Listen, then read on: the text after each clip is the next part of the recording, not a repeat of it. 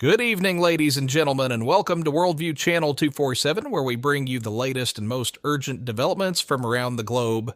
Tonight we focus on a dramatic escalation between Israel and Iran, an intensive aerial campaign by Israel's cutting-edge F-35 fighter jets, striking multiple nuclear facilities deep within Iranian territory, and a forceful Iranian response that is reshaping the dynamics of modern asymmetric warfare. According to sources speaking exclusively to one junner, Israel has spent months clandestinely infiltrating Iran with components capable of converting hundreds of drones into lethal truck-portable weapons. Smuggled in suitcases, shipping containers, and cargo trucks, these drone modules, alongside missile pods deployable from unmanned launch platforms, were covertly installed near Iran's air defense sites and missile silos. Then, as Israel commenced its aerial offensive with F-35 squadrons, specialized sabotage teams inside Iran simultaneously neutralized key air defense radars and struck missile batteries just as they were preparing to fire. This two-pronged approach explains Iran's initially muted response to such a sweeping attack on its nuclear infrastructure. Remarkably, Israel's operation mirrors a tactic pioneered by Ukraine against Russia, using low-cost unmanned aerial vehicles to evade sophisticated air defenses and destroy high-value targets. In Ukraine's case, drones hidden atop shipping containers were smuggled into Russian territory to disable or destroy advanced fighter jets and strategic air assets. Both campaigns demonstrate how modern UAVs augmented by artificial intelligence for precision navigation are revolutionizing asymmetric warfare by piercing the most formidable air defense networks to strike adversaries' critical facilities far beyond front lines. The first common thread is the deployment of advanced UAVs and AI-driven targeting in asymmetric engagements. In Israel's Rising Lion operation, drones were used to blind Iranian radar arrays, paving the way for F-35 airstrikes. Likewise, Ukraine's AI-controlled drones penetrated deep into Russian airspace to hit logistical hubs and air bases hundreds of kilometers behind the front line. By leveraging stealthy drones in concert with manned aircraft, both nations achieved surgical precision while minimizing their own casualties. Second, both campaigns struck deep into enemy territory targets previously deemed secure far from the battlefield. Israeli jets struck uranium enrichment sites near Natanz and Kandab, located hundreds of kilometers from Tehran. Ukrainian drones targeted the Engels air base more than 1,000 kilometers from Ukraine's border. Such deep strike capabilities not only inflict material damage but also erode the adversary's confidence in its homeland security, revealing hitherto unseen vulnerabilities. Third, these operations combined human intelligence, cyber-espionage, and sabotage. Israel's Mossad is believed to have pre-positioned the UAV components inside Iran, activating them at the optimal moment. Ukraine's Special Operations Unit SPU relied on an extensive spy network within Russia to deploy drones from the inside. As reported by Izvestia, these tactics echo the ancient Trojan horse stratagem, albeit modernized with cutting-edge drone and AI technologies. Fourth, there is a potent psychological and information warfare dimension. Iran's hoisting of a blood-red vengeance flag at the Zamkaran shrine symbolized its resolve, while Ukraine's SPU released widely watched footage of drone strikes to bolster domestic morale and pressure Moscow. Both sides used media channels to magnify the impact of their attacks, seeking to weaken the opponent's will to fight as much as their physical capabilities. Fifth, the involvement of great powers and proxy forces adds further complexity. Israel benefits indirectly from U.S. intelligence sharing through the Tactical Assistance System TASS, while Iran threatens to enlist Hezbollah and the Houthis in retaliation. Ukraine's drone arsenal comes from U.S. and European allies, even as Russia deepens its military ties with Iran, receiving Shahed 136 drones and missile guidance assistance in exchange for support on various fronts. According to the Council on Foreign Relations, Over the past 2 days, after focusing its strikes on the cover of night, Iran has shifted tactics to continuous day and night missile barrages against Israeli cities. Iran's Revolutionary Guard launched between 30 and 50 ballistic missiles targeting Tel Aviv and Haifa, Israel's two largest urban centers. Regional media report that a strategic port facility in Haifa was struck, igniting massive fires, while explosions shook Tel Aviv's outskirts. Israeli officials confirmed damage to 7 buildings in Haifa and dozens of civilian vehicles destroyed by rocket impacts. Preliminary reports indicate at least 15 injured in Haifa alone. On the same day, Iran conducted 3 major missile salvos, some 120 to 150 ballistic rockets, over a span of 18 hours from dawn into the late evening.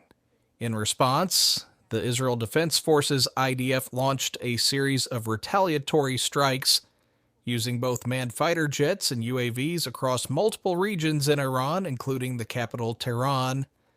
Iranian media confirmed that its air defense systems around Tehran and elsewhere engaged incoming projectiles, with several interceptions reported, though the true extent of damage remains unclear.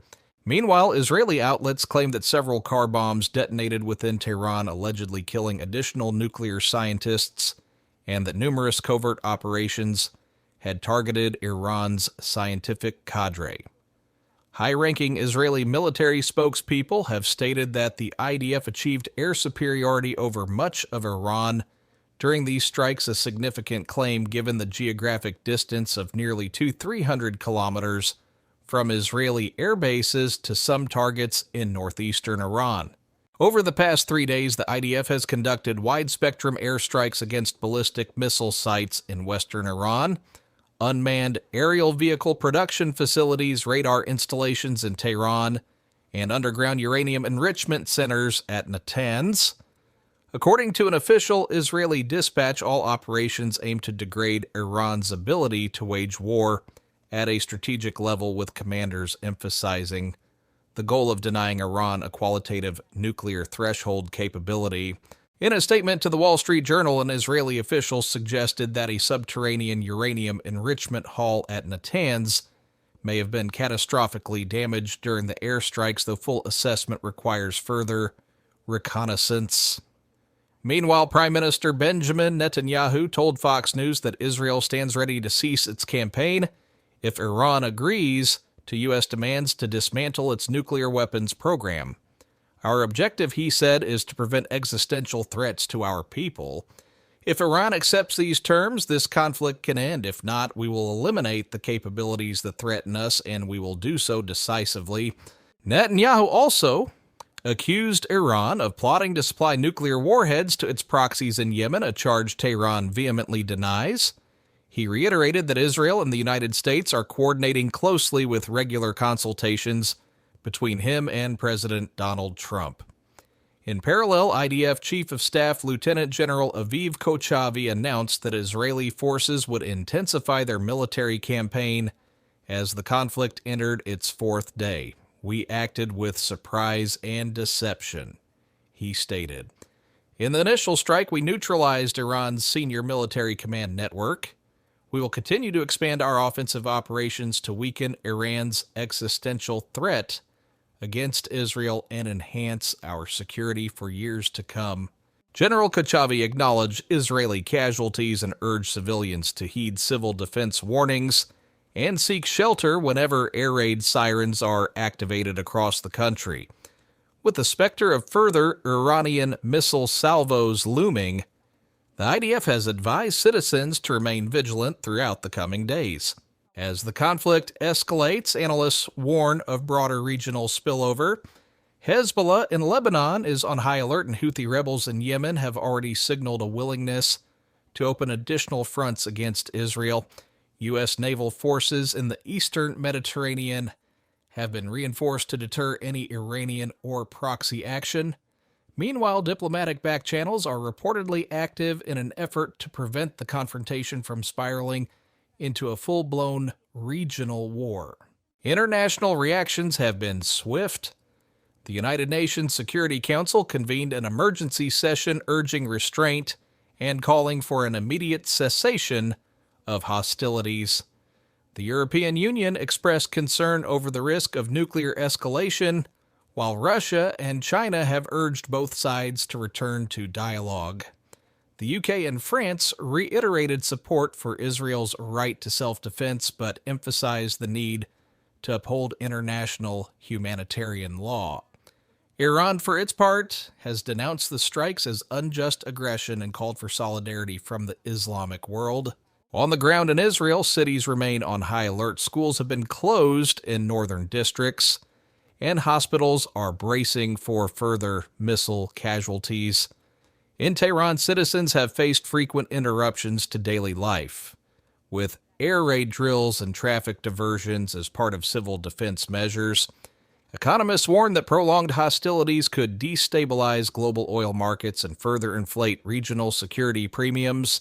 As darkness falls once again, both Israel and Iran appear committed to sustaining their military campaigns.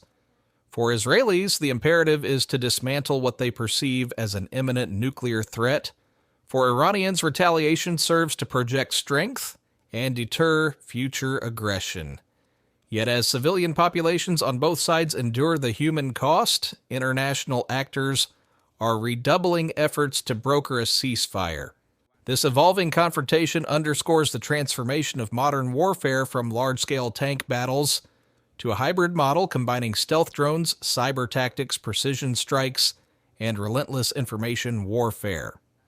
The use of inexpensive AI-driven UAVs alongside fifth-generation fighter jets signals a new era in which small autonomous systems can achieve outsized strategic effects. As we continue to monitor developments, Worldview Channel 247 remains committed to delivering real-time, in-depth coverage. Stay tuned as we bring you exclusive reports, expert analysis, and the human stories behind the headlines. Good night and stay safe.